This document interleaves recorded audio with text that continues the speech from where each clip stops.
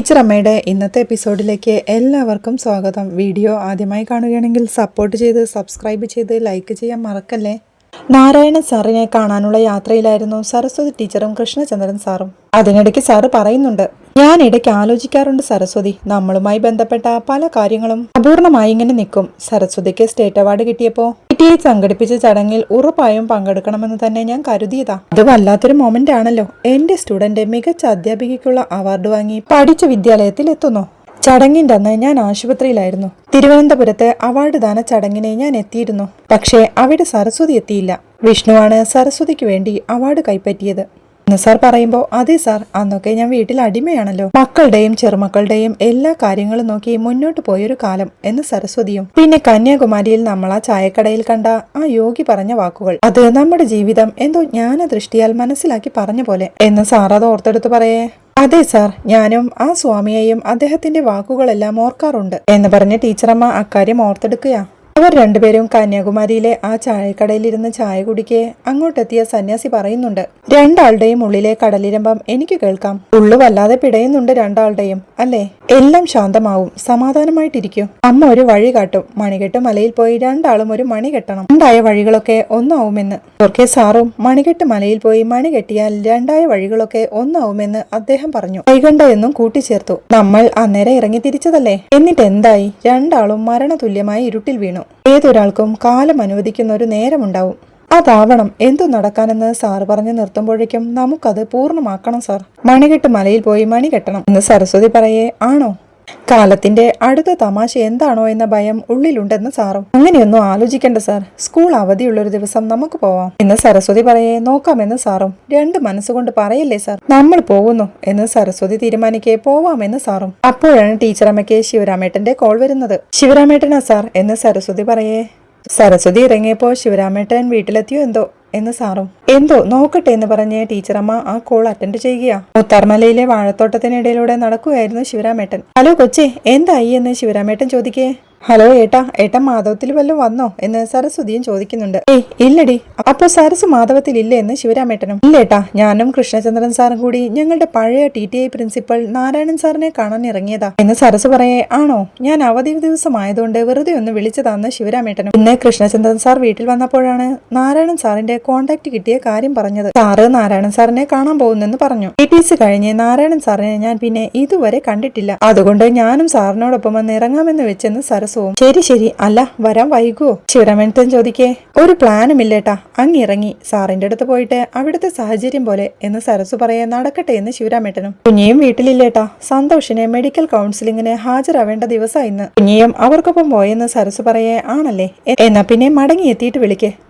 പിന്നെ കൃഷ്ണചന്ദ്രൻ സാറിന്റെ അടുത്ത് എന്റെ അന്വേഷണം പറയണേ എന്ന് ശിവരാമേട്ടൻ പറയുമ്പോഴേക്കും ശിവരാമേട്ടൻ സാറിനോട് അന്വേഷണം പറയുന്നു എന്ന് സരസുവും കൃഷ്ണചന്ദ്രൻ സാറോടായി പറയുന്നുണ്ട്. ഏട്ടനോട് എന്റെ അന്വേഷണം കൂടി പറഞ്ഞോളൂ എന്ന് സാറ് പറയേ. ശിവരാമേട്ടനോടുള്ള അന്വേഷണം സാറ് തിരിച്ചും തന്നിട്ടുണ്ട് കേട്ടോ എന്ന് സരസ്വതി പറയുമ്പോഴേക്കും ഓ വളരെ സന്തോഷം, എന്നാ പിന്നെ യാത്ര നടക്കട്ടെ എന്ന് പറഞ്ഞ് ശിവരാമേട്ടനും കോൾ വെക്കുകയാണ്. സരസ്വതിയും കൃഷ്ണചന്ദ്രൻ സാറോടായി അവധിയായതുകൊണ്ട് ഏട്ടൻ വെറുതെ വിളിച്ചതാ. സാറ് മുന്നേ പറഞ്ഞില്ലേ നമ്മളുമായി ബന്ധപ്പെട്ടതെല്ലാം അപൂർണമാണെന്ന്. ഇനി നമുക്കത് മാറ്റി തുടങ്ങാം സാർ, മണികെട്ടിയിൽ തുടങ്ങാം എന്ന് സരസ്വതി പറയെ. സന്തോഷത്തോടെ ആയിക്കോട്ടെ എന്ന് കൃഷ്ണചന്ദ്രൻ സാറും. അവിടെ മെഡിക്കൽ കൗൺസിലിംഗ് കഴിഞ്ഞിറങ്ങിയ സന്തോഷും വീണയും ഒരിടത്ത് മാറി നിന്ന് സംസാരിച്ചുകൊണ്ട് നിൽക്കുക. അപ്പുറത്തെ ചായക്കടയിൽ നിന്ന് ചായ കുടിച്ചോണ്ടിരിക്കുക നടേശൻ.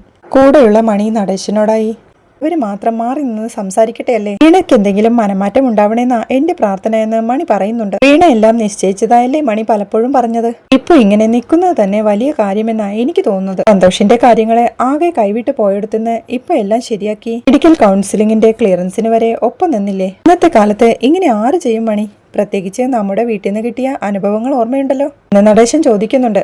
വീണ കുഞ്ഞൂട്ടനെ വിട്ടു പോയി കഴിയുമ്പോൾ അവന്റെ അവസ്ഥ എന്താകുമെന്നോർത്താ എന്റെ പേടി. മണി ടെൻഷനോടെ പറയേ. നീ ഇത് തന്നെ ആവർത്തിച്ച് പറഞ്ഞിട്ട് എന്താ മണി കാര്യം? നടേശനും ചോദിക്കുന്നുണ്ട്. ഞാൻ പിന്നെ എന്ത് പറയണമെന്ന് മണിയും ടെൻഷനോടെ ചോദിക്കുന്നുണ്ട്. അവിടെ വീണയോടായി സന്തോഷം. വീണ, നിനക്കറിയാലോ ഞാൻ ഏറ്റവും ദുർബലനായ ഒരു മനുഷ്യനാണ്. പക്ഷേ ഞാൻ ചെറുതല്ലാത്ത കാലം ഞാൻ അത്രമേൽ നിന്നെ ഇഷ്ടപ്പെട്ടിരുന്നു. അത് ആരും അറിയ കൂടി ചെയ്യാതെ തീർത്തും പേഴ്സണലായി കൊണ്ടു നടന്നു. ഇപ്പോഴും ഞാൻ അത്രമേൽ നിന്നെ സ്നേഹിക്കുന്നുണ്ട്. പക്ഷേ ഈ പറയുന്ന കുടുംബജീവിതവും അത് ബാലൻസ് ചെയ്യേണ്ട കാര്യത്തിലുമൊക്കെ ഞാൻ തീർത്തും പരാജയമായിരുന്നു വീണ. കുടുംബസ്ഥനാവാൻ ഞാൻ ഇനിയും യോഗ്യനാവാനുണ്ട്. എനിക്കത് നല്ല ബോധ്യവുമുണ്ട് വീണ. ഞാൻ ഒരിക്കലും വീണയെ കുറ്റം പറയില്ല. എന്റെ ഇഷ്ടമറിഞ്ഞ് എന്നെ ഇഷ്ടപ്പെട്ട ആളാണ് വീണ. വീണയ്ക്ക് ഒട്ടും കംഫർട്ട് അല്ലാത്ത സ്പേസിലാണ് ഞാൻ വീണയാക്കിയത്. അന്നൊന്നും ഞാൻ വീണയെ മനസ്സിലാക്കിയതേ ഇല്ല. ഈ വിധത്തിൽ അവഗണിക്കപ്പെട്ട നിരാകരിക്കപ്പെട്ട ഒരു സ്ത്രീ അവളെ അവഗണിച്ച ഒരു പുരുഷന് വേണ്ടി നിൽക്കില്ല. പക്ഷേ വീണ നിന്നു. പണ്ട് ജീവിതത്തിലേക്ക് തിരികെ വിളിച്ച വീണയുടെ വാക്കുകളൊന്നും ഞാൻ കേട്ടില്ല. ഇപ്പോ അതൊക്കെ ചെവിയിൽ വല്ലാതെ മുഴങ്ങുന്നുണ്ട്. എന്നിലേക്ക് വീണയ്ക്ക് ഇനിയൊരു മടക്കമില്ലെന്ന് ഞാൻ അറിയുന്നുണ്ട് എന്നും പറഞ്ഞ സങ്കടത്തോടെ ഞാനത് അനുവദിക്കേണ്ടതാണല്ലോ എന്റെ ഇഷ്ടത്തിന്റെ അടയാളം. ഞാനേ പരാജയപ്പെട്ട ഒരു കാമുകനും ഭർത്താവും ഒക്കെ ആയിരിക്കും. പക്ഷേ എന്റെ ഇഷ്ടത്തെ, അതിന്റെ സത്യത്തെ ആർക്കും മത്സരിച്ചു തോൽപ്പിക്കാനാവില്ല. വീണ ഈ സന്തോഷമുള്ള കാലം അത്രയും എന്റെ ഉള്ളിൽ തല ഉയർത്തി തന്നെ നിൽക്കും. മ്യൂച്വൽ ഡിവോഴ്സിന് ഒപ്പിടുമ്പോ വീണ ആവർത്തിച്ചു ചോദിച്ചതല്ലേ എനിക്ക് എന്തെങ്കിലും പറയാനുണ്ടോന്ന്. പലതവണ നീ എന്റെ മൗനത്തെ ശപിച്ചില്ലേ. ഇതാണ് എനിക്ക് വീണയോട് പറയാനുള്ളത്. നിന്നോടുള്ള എന്റെ സ്നേഹം സത്യമായി എന്നും എന്റെ ഉള്ളിലുണ്ടാവും. ചെയ്തതിനൊന്നും നന്ദി പറഞ്ഞ് കടം തീർക്കുന്നില്ല. കാലം അനുവദിക്കുമെങ്കിൽ ഉറപ്പായും ഞാൻ ഈ കടം വീട്ടും എന്ന് പറഞ്ഞ് സന്തോഷ് തന്റെ കൈ നീട്ട് വീണയും ടെൻഷനോടെ തന്റെ കൈ ആ കൈകളിലേക്ക് ചേർത്ത് വെക്കുമ്പോഴേക്കും സന്തോഷവും ആ കൈ മുറുകെ പിടിക്കുകയാ. ആ കാഴ്ചയെ നോക്കി നിൽക്കുകയാണ് മണിയും നടേശനുമെല്ലാം. പിന്നീട് കൈവിടിവിച്ചുകൊണ്ട് നിനക്കെന്നും നല്ലതേ വരൂ വീണ, എന്നിലെ അടങ്ങിയ ഭ്രാന്തിന്റെ അണുക്കളുടെ പ്രാർത്ഥനയാണ് എന്ന് സന്തോഷ് പറയുമ്പോഴേക്കും വീണയും സങ്കടത്തോടെ സന്തോഷേട്ടൻ വീണ്ടും ജോലിക്ക് പോയി തുടങ്ങണം. മെഡിക്കൽ കൗൺസിൽ എല്ലാം ക്ലിയർ ചെയ്തതാണെന്ന് വീണ പറയുമ്പോൾ ഞാൻ പോവും വീണ എന്ന് സന്തോഷം ഉറപ്പിച്ച് പറയുന്നുണ്ട്. വീണയും സന്തോഷത്തോടെ എനിക്കത് കേട്ടാ മതി എന്ന് പറയുമ്പോഴേക്കും ചായകുടിയെല്ലാം കഴിഞ്ഞ് നടേശനും മണിയും അവരുടെ അടുത്തേക്ക് എത്തുന്നുണ്ട്. നടേശനും മണിയും അവളോട് യാത്ര പറഞ്ഞ് സന്തോഷിനെയും കൂട്ടിക്കൊണ്ട് പോവുകയാ. നിറഞ്ഞ കണ്ണുകളോടെ വീണയും അവർ പോകുന്നത് നോക്കിക്കൊണ്ട് നിൽപ്പാ. പിന്നീട് കൃഷ്ണചന്ദ്രൻ സാറും ടീച്ചറമ്മയും നാരായണൻ സാറിന്റെ വീട്ടിലെത്തുകയാ. സാറിന്റെ ശബ്ദം കേട്ട് അവിടെയുള്ള ജോലിക്കാരൻ ഓടി വന്ന് നോക്കുമ്പോഴേക്കും കാറിൽ നിന്നിറങ്ങുന്ന സാറിനെയും ടീച്ചറമ്മയെയും കാണുന്നുണ്ട്. അയാൾ സന്തോഷത്തോടെ സാറേ അവര് വന്നു സാറേ, സാറേ അവരെത്തി സാറേ എന്ന് അകത്തേക്ക് നോക്കി വിളിച്ചു പറയുമ്പോഴേക്കും ഉഗ്ര നീ കിടന്ന് ഒച്ച വെക്കാതെ അവരിങ്ങോട്ട് തന്നെയല്ലേ വരുന്നത് എന്ന് ചോദിച്ച് നാരായണൻ സാറും സീറ്റൗട്ടിലേക്ക് എത്തുകയാ.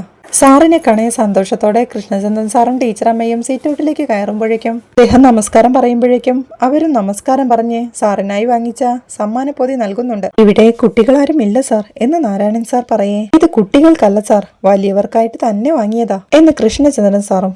അതിഥികളുടെ പൊതി സാധാരണ കുട്ടികൾക്കാണല്ലോ പതിവ് എന്ന് സാറ് പറയേ ഇത് സാധാരണ പൊതിയല്ല സാർ, മുതിർന്നവർക്കായിട്ട് തന്നെയുള്ളതാണെന്ന് കൃഷ്ണചന്ദ്രനും. അപ്പൊ സംഗതി sugar free, pressure free, cholesterol free ആയിരിക്കുമല്ലേ എന്ന സാറിന്റെ ചോദ്യം കേൾക്കെ പൊട്ടിച്ചിരിയോടെ ഏറെക്കുറെ അങ്ങനെ തന്നെ സാർ, ഫ്രൂട്ട്സ് ആണെന്ന് കൃഷ്ണചന്ദ്രനും. മിക്ക ഫ്രൂട്ട്സ് എടുത്താലും ഷുഗർ കുറയുമെന്ന് സാറ് പറയേ സാറിന് ഷുഗറിന്റെ പ്രശ്നമുണ്ടോ കൃഷ്ണചന്ദ്രനും ചോദിക്കുന്നുണ്ട്. ഇതുവരെ ഇല്ല, എന്നാലും ഉഗ്രൻ അതൊക്കെ ശ്രദ്ധിക്കും എന്ന് പറഞ്ഞ് തന്റെ അരികിൽ ചിരിയോടെ നിൽക്കുന്ന ഉഗ്രനെ പരിചയപ്പെടുത്തുന്നുണ്ട്. ഇതാണ് ഉഗ്രൻ, ഓളിനോളാ പറയുമ്പോഴേക്കും ഉഗ്രനാണേ എന്ന് ചിരിയോടെ ഉഗ്രനും പറയുന്നുണ്ട്. ഉഗ്രൻ മറ്റുള്ളവരോട് പേര് പറഞ്ഞ് പരിചയപ്പെടുത്തുന്നത് വലിയ തമാശയാ എന്ന് പറഞ്ഞ് പൊട്ടിച്ചിരിയോടെ കൃഷ്ണചന്ദ്രനെയും സരസ്വതിയെയും അകത്തേക്ക് സ്വീകരിക്കുകയാ നാരായണൻ സാറും. അവർ ലിവിംഗ് റൂമിലെത്തിയിരിക്കുമ്പോഴേക്കും ഇവിടെ വന്ന് കാണുന്നതിന് മുന്നേ സാറിന്റെ പഴയ രൂപമായിരുന്നു മനസ്സിൽ. സാർ വല്ലാതെ മാറിപ്പോയെന്ന് സരസ്വതി പറയേ മാറില്ലേ സരസ്വതി, 40കളുടെ ഒടുവിലാ നമ്മൾ കാണുന്നത്, ഇപ്പൊ 70കൾ, ആ മാറ്റം ഉറപ്പായും കാണില്ലേ എന്ന് സാറ് പറയുന്നത് കേൾക്കെ അതെ സാർ, ഞാൻ TTCക്ക് പഠിക്കുമ്പോഴാവും സാറിനെ അവസാനമായി കാണുന്നത്, പിന്നെ കാണുന്നത് ദേ ഇപ്പോഴാണെന്ന് സരസ്വതിയും പറയുന്നുണ്ട്. അന്ന് കാണുമ്പോ സ്റ്റുഡന്റ്, ഇന്ന് കണ്ണേറ്റിങ്കര ഹെഡ് മിസ്ട്രസ്സാ എന്ന് കൃഷ്ണചന്ദ്രൻ സാർ സരസ്വതിയെ കുറിച്ച് പറയേ ആണല്ലേ എന്ന് സാറ് ചോദിക്കേ അതെ സാർ എന്ന് ടീച്ചറമ്മയും. അപ്പോഴേക്കും ഉഗ്രൻ അവർക്കുള്ള ഡ്രിങ്ക്സുമായി എത്തുകയാ. ഇത് ഉഗ്രന്റെ സ്പെഷ്യൽ ഡ്രിങ്കാ, ഒന്ന് കുടിച്ചു നോക്കുന്ന സാറ് പറയേ അവർ രണ്ടുപേരും അത് കുടിച്ചു നോക്കുകയാ.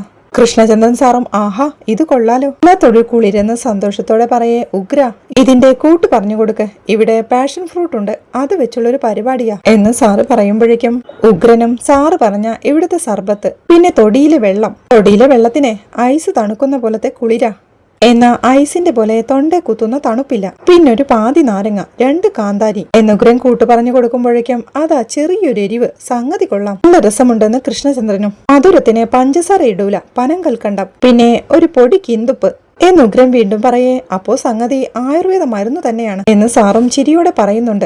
സരസ്വതി വീണ്ടും ഒന്ന് കുടിച്ചുകൊണ്ട് കുടിക്കുമ്പോൾ നല്ല ഊർജ്ജമുണ്ട് എന്ന് ചിരിയോടെ പറയുമ്പോഴേക്കും ഉഗ്രന്റെ എല്ലാ വിഭവങ്ങളും ഇങ്ങനെ തന്നെയാ, തൊടിയിലെയും പറമ്പിലെയും ഐറ്റംസ് വെച്ചുള്ള പരിപാടിയാ, അതാ എന്റെ ആരോഗ്യവുമെന്ന് നാരായണൻ സാറും പറയുന്നുണ്ട്. ഉഗ്രൻ ആൾ ഉഗ്രനാ എന്ന് പറഞ്ഞ് കൃഷ്ണചന്ദ്രനും പൊട്ടിച്ചിരിക്കെ അതാ ഞാൻ നേരത്തെ പറഞ്ഞത്, പിന്നെ ഉഗ്രൻ സ്വയം പരിചയപ്പെടുത്തുന്ന ഒരു രീതിയുണ്ട് എന്ന് പറഞ്ഞ് ഒന്ന് സ്വയം പരിചയപ്പെടുത്തണ മോനെ ഉഗ്ര എന്ന് നാരായണൻ സാർ പറയുമ്പോഴേക്കും ഉഗ്രൻ തന്റെ കഴുത്തിൽ ചുറ്റിയിട്ടിരുന്ന തോർത്തെടുത്ത് തോളത്തേക്ക് ഇട്ടുകൊണ്ട് കൈ കെട്ടി നിന്ന് സാറേ ഞാൻ ഉഗ്രനാ എന്ന് പറയുന്നത് കേൾക്കെ ടീച്ചറമ്മയും സാറും പൊട്ടിച്ചിരിക്കുകയാ. വീണ്ടും നാരായണൻ സാർ ഇവിടെ അടുത്തുള്ള നമ്മുടെ ഒരു സുഹൃത്തുണ്ട് ഭാസ്കരൻ മാഷ്. ആള് ഇടയ്ക്കിടയ്ക്ക് ഇവനെ കളിയാക്കും. നീ ഉഗ്രനാണെന്ന് നീ തന്നെ അങ്ങ് പറഞ്ഞോടാന്ന് അയാൾ ഇടയ്ക്കിടയ്ക്ക് ചോദിക്കും എന്ന് പറയുമ്പോഴേക്കും കൃഷ്ണചന്ദ്രൻ സാറും അത് കേട്ട് പൊട്ടിച്ചിരിക്കുകയാ.